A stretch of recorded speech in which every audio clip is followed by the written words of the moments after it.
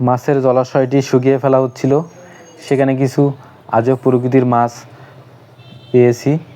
এই মাছগুলো আপনাদের দেখানোর জন্য আমি নিয়ে এসে পানিতে রেখে দিয়েছিলাম যাতে জীবিত থাকে। এই মাছটির নাম হচ্ছে ট্যাপা মাছ, অনেকে পটকা মাছ নামে চিনে থাকেন।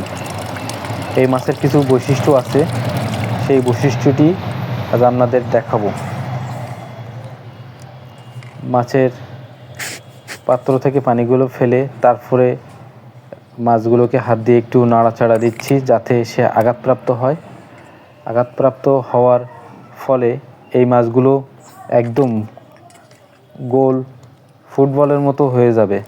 তার দেহটি এমনভাবে সে প্রদর্শন করবে যাতে অন্য কোনো বড় মাছ তাদের খেয়ে না ফেলতে পারে।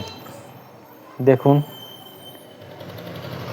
ফুটবলের মতো কেমন ফুলে গেছে তার দেহটা, চারিদিকে ছোট ছোট কাঁটায় কাঁটায় ভরে আছে। প্রত্যেকটা মাছ ঠিক এমনই আচরণ করে থাকে। দেখেন আমি সবগুলোকে ভালোভাবে একটু আঘাতপ্রাপ্ত করতেছি। এই যে মাছগুলো সব ফুটবলের মতো হয়ে গেছে। এই ট্যাপা মাছগুলো দেখতেও অনেক সুন্দর লাগে। প্রত্যেকটা মাছ নিজেদের রক্ষার জন্য এভাবেই ফুলে তাদের কাঁটাগুলো প্রদর্শন করে থাকে।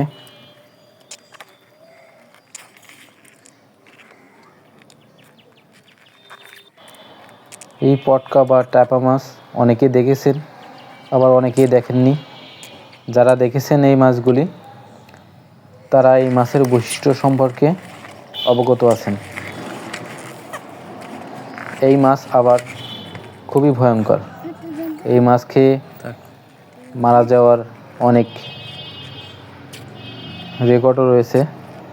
এই মাছের নাভি নাকি খুবই বিষাক্ত ধরনের হয়ে থাকে। যারা এটা খায়, যারা খেতে জানে তারা এই মাছের নাভিগুলো ফেলে দিয়ে খেয়ে থাকে। এই মাছগুলো যখন নিজেদের রক্ষার জন্য গোলাকৃতি আকার ধারণ করে তখন এরা আর তেমন নড়াচড়া করতে পারে না। আমি যদি এই অবস্থাতে এই মাছগুলিকে পানিতে ফেলে দেই তবুও কিছুক্ষণ পরে তারা স্বাভাবিক হয়ে তারপরে সেখান থেকে চলে যাবে। যারা দেখেছেন আর যারা দেখেননি এই মাছগুলোকে একটু